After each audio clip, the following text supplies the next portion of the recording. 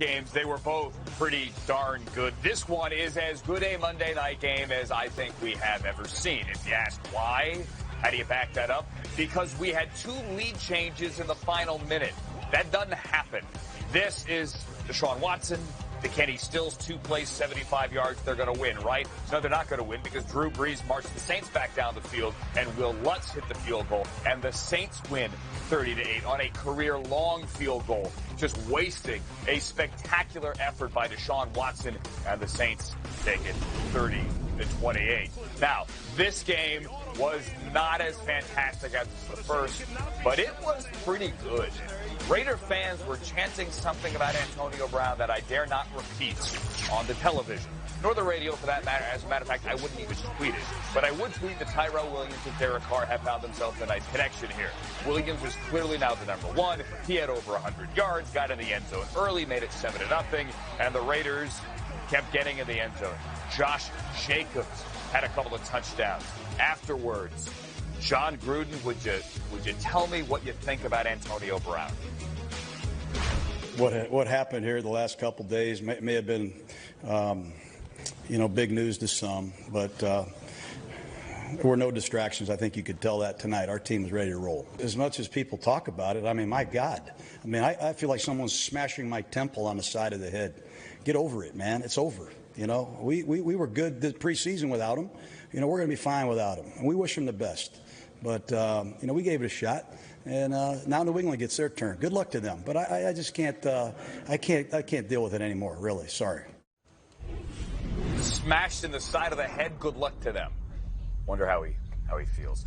We're now calling this segment Now Hear This.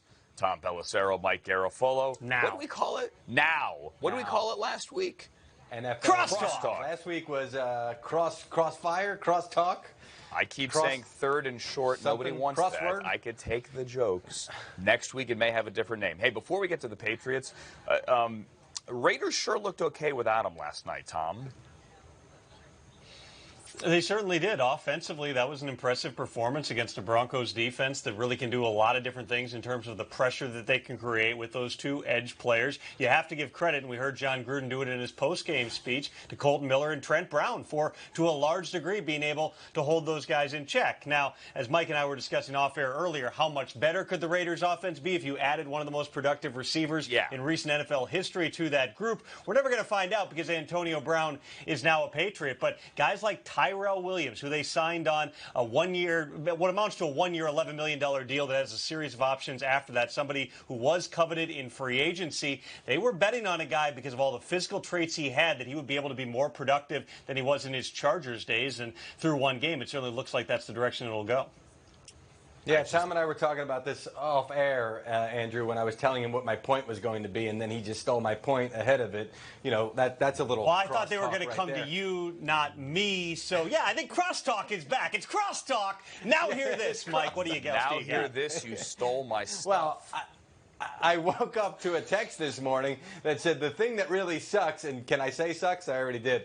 And for us and for the fans in the last season here is you can see what that offense would have been with A.B. I mean, that was the talk after the game. That's the frustration. So John Gruden feels like he's getting smashed over the side of the head because people keep talking about it. But folks inside that building are still thinking about it and still thinking, wow, we could be more than just a team that maybe beats up on a first-year coach and a division rival that we know well. We could be a team that could really do some damage in the AFC with Antonio Brown. And sure, they're going to say that they still can and try to believe that they still can, but they're sending me texts like this, which obviously means that they believe that they can't do it without Antonio Brown and that they would have been able to do it with him. Yeah, final point on them being the Raiders, the fact that they went up against a Vic Fangio defense, granted not, without all the pieces it needs, but with a Vic Fangio defense and Derek Carr didn't get touched. That is a big headline. Here's what Bill Belichick had to say today on a conference call before the Patriots took the practice field when asked about Antonio Brown.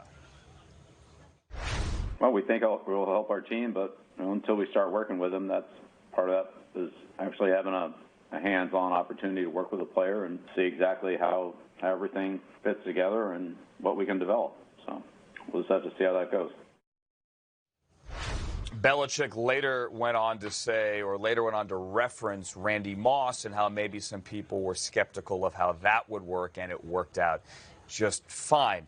Tom, do you really think that Antonio Brown's just gonna, be a normal dude who goes to practice every day?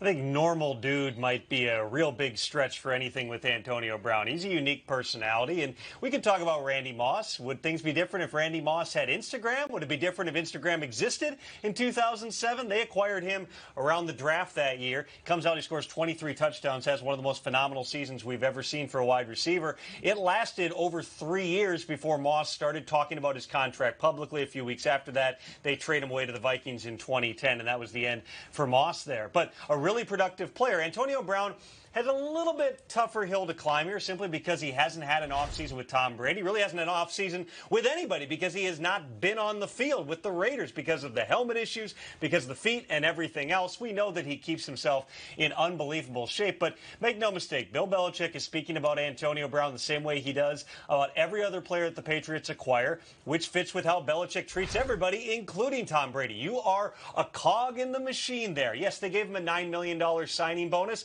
$1 million in base salary. Everything else is incentives. If you look at the incentive levels, in fact, Antonio Brown would need to get one more catch or one more yard or one more touchdown to unlock each of those $1.5 million incentives. He's got 15 games to do it. A lot of big carrot out there on the end of the stick for Antonio Brown. Mike, here's what blows me away here, that they would actually write any guaranteed money into this contract. And I guess they had competition. Pete Carroll concedes that, yes, the Seahawks are interested. But after the way he burned down the building at Oakland, figuratively speaking, why is there this much guaranteed money in the contract?